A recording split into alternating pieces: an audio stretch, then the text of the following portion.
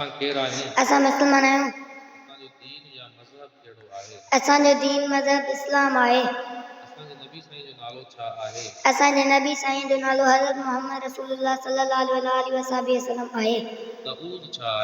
अऊज़ु बिल्लाहि मिनश शैतानिर रजीम के चइबो आहे तर्जुमो आउं पनाह घुरां थो अल्लाह ताला के शैतान मरदूद जी। तस्मीह बिस्मिल्लाहिर रहमानिर रहीम के चइबो आहे तर्जुमो शुरू करियां तो अल्लाह जे नाले सां जेको वॾो महिरबान निहायत रहम करण वारो आहे। अल्लाह जो को शरीक आहे। जी न अल्लाह अकेलो आहे, हुन जो को बि शरीक न आहे। अल्लाह कॾहिं खां आहे ऐं केसीं ताईं रहंदो। अल्लाह हमेशह खां आहे, हमेशह रहंदो। सभिनी जानवरनि खे कंहिं बणायो आहे ऐं रिज़्क़ केरु ॾींदो आहे। सभिनी जानवरनि खे अल्लाह बणायो आहे, रिज़्क़ बि अल्लाह ॾींदो आहे। छा अल्लाह जी का सिफ़त बुरी थी सघे थी? जी न बुरी सिफ़त है के बाय पर अल्लाह ताला हर एक खां पाक आहे। सलाम करणु छा आहे? सलाम करणु सुन्नत आहे। दुआ आहे अस्सलाम वालेकुम तर्जुमो अवां ते अल्लाह ताला जी रहमत ऐं सलाम थिए। वालेकुम अस्सलाम वरहमतुल्लाह तव्हां ते बि अल्लाह साईं जी रहमत ऐं सलाम थिए।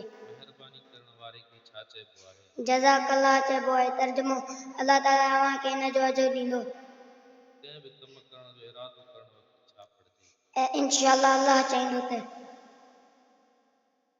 चार वॾा मलाइका कहिड़ा आहिनि? हज़रत जिब्राइल अलैहिस्सलाम, हज़रत मीकाईल अलैहिस्सलाम, हज़रत इसराफील अलैहिस्सलाम, हज़रत इज़राईल अलैहिस्सलाम। हज़रत जिब्राइल जे ज़िम्मे कहिड़ो कमु आहे? हज़रत जिब्राइल जे ज़िम्मे नबियुनि ताईं पैगाम पहुचाइणु आहे। हज़रत मीकाईल जे ज़िम्मे कहिड़ो कमु आहे? हज़रत मीकाईल जे ज़िम्मे मींहुं वसाइणु ऐं रिज़्क़ पहुचाइणु आहे।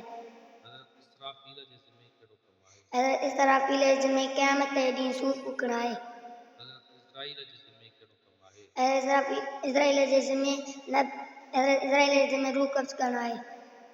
इल्म में इज़ाफ़े या वाधारे जी कहिड़ी दुआ आहे? रब ज़िदनी इल्म आहे, अल्लाह साईं मुंहिंजे इल्म में इज़ाफ़ो अता फरमा। कंहिं बि इंसान जे मौत जी ख़बर पवे या का दुख जी ख़बर पवे त छा पढ़िजे? इन्ना लिल्लाहि व इन्ना इलैहि राजिऊन तर्जुमो असीं सभु अल्लाह जा बाना आहियूं ऐं नंढा मोटंदड़ आहियूं।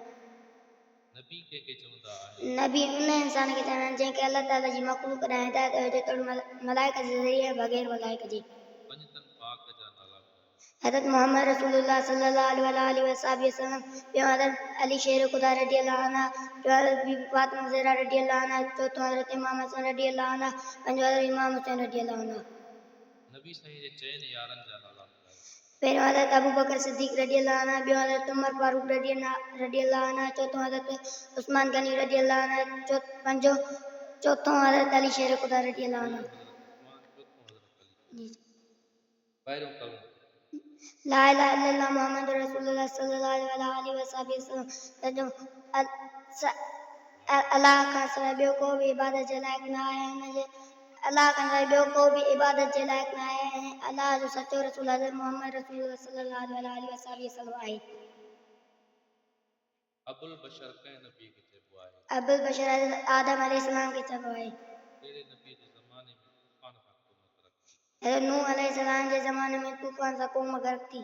कहिड़े नबी सगोरे चंड जा बट तरकिया? असांजे नबी हज़रत मोहम्मद रसूलुल्लाह सल्लल्लाहु अलैहि वसल्लम चंड जा बट रखिया।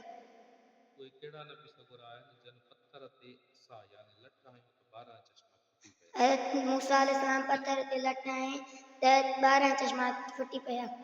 उहे कहिड़ा नबी सगोरा हुआ जन जे आंगुरियुनि मां पाणीअ जा चश्मा जारी? असांजे नबी हज़रत मोहम्मद रसूलुल्लाह सल्लल्लाहु अलैहि वसल्लम आंगुरियुनि मां पाणीअ जा चश्मा जारी थिया। कुरान शरीफ़ जी दिल कहिड़ी सूरत खे चइबो? कुरान शरीफ़ जी दिल सूरह यासीन खे चइबो आहे। कुरान शरीफ़ जो सिंगार कहिड़ी सूरत खे चइबो? कुरान शरीफ़ जो सिंगार सूरह रहमान खे चइबो आहे। आसमानी किताब कहिड़ा आहिनि ऐं कहिड़ा नबी सगोरनि? तौरेत हज़रत मूसा अलैहिस्सलाम ते, ज़बूर हज़रत दाऊद अलैहिस्सलाम ते, इंजील हज़रत ईसा अलैहिस्सलाम ते, कुरान में हज़रत मोहम्मद रसूलुल्लाह सल्लल्लाहु अलैहि वसल्लम। कुरान शरीफ़ में सिपारा केतिरा आहिनि? कुरान शरीफ़ में 30 सिपारा आहिनि। कुरान शरीफ़ में सूरतूं केतिरियूं आहिनि? कुरान शरीफ़ में 114 सूरतूं आहिनि। पहिरीं सूरत कहिड़ी आहे ऐं आख़िरी सूरत कहिड़ी आहे? पहिरीं सूरत सूरह फातिहा ऐं आख़िरी सूरत सूरह नास आहे। कुरान शरीफ़ में सूरह बकर में केतिरा रुकू आहिनि? सूरह बकर में 40 रुकू आहिनि।